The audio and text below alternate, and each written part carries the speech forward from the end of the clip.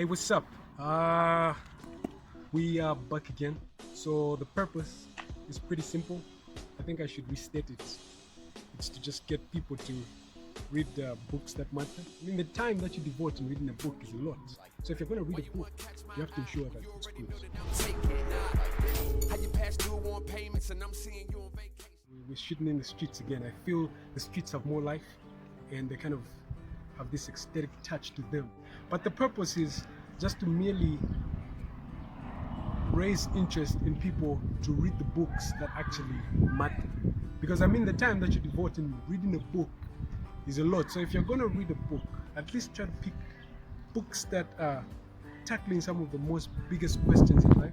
So today I thought of just kind of talking about Richard Dawkins' Blindwatch Maker book, because I feel it's a book that not only opens the floor to conversation, but it's actually very important, and it raises a topic that all of us would be interested to listen to. So here's how we're going to do it. I will read some thought-provoking parts, just one thought-provoking part. Next time I'll read you the other. Read it in a poetic sense. I'll read it as though I was reciting a poem, because I'm a poet, so if I'm going to do anything, I have to employ this kind of art form. It's something I can't really run away from it. But the purpose of this whole thing is bigger than the art form. The book is about Richard Dawkins' rebuttal of a claim or an argument raised by this guy called William Paley, who was also a reverend. So William Paley had this called the watchmaker argument. So he merely said that complicated things require a designer. It's only logical on your part when you come across something very complicated to assume it has to have a designer. So he gave an example of a watch. Suppose you are a primitive human being walking in a desert, and then you come across a watch. You've never seen it before. You don't know its usage, but its complexity kind of echoes for a designer.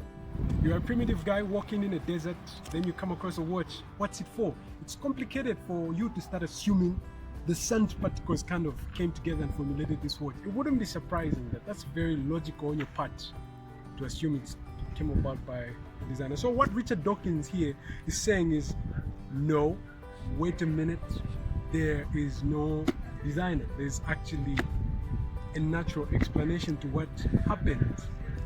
That sounds dumb, if you ask me. Not until you read the book. You realize that the topic is actually bigger than it sounds. So this is chapter 6. It's called Origins and Miracles. So I'm just going to read you like a short part of that. Chance, luck, coincidence, miracle. One of the topics of this chapter is miracles and what we mean by them. My thesis will be that events that we commonly call miracles are not supernatural, but are part of a spectrum of more or less improbable natural events. A miracle, in other words, if it occurs at all, is a tremendous stroke of luck. Events don't fall neatly into natural events versus miracles. There are some would-be events that are too improbable to be contemplated, but we can't know this until we have done a calculation. And to do the calculation, we must know how much time was available. More generally, how many opportunities were available for the event to occur. So listen to this. In the preface, he says, this book is written in the conviction that our own existence once presented the greatest of all mysteries, but that it is a mystery no longer because it is solved. Darwin and Wallace solved it, though we shall continue to add footnotes to their solution for a while yet. I wrote this book because I was surprised that so many people seem not only unaware of the elegant and beautiful solution to this deepest of problems, but incredibly, in many cases, actually unaware that there was a problem in the first place. But the question is, did that all come by sheer chance or by natural causes, or was there actually a designer? That's for you to find out when you read this book. It's so loaded with strong arguments, but remember the argument, there turns out to be no designer. There's actually a natural process that explains this complicated thing that just happened. Hard to believe?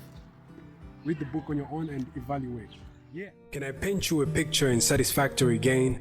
Write you a life in veneration, stitch your smile to the vesture of tranquility, and inscribe your beauty to the walls of my cornea?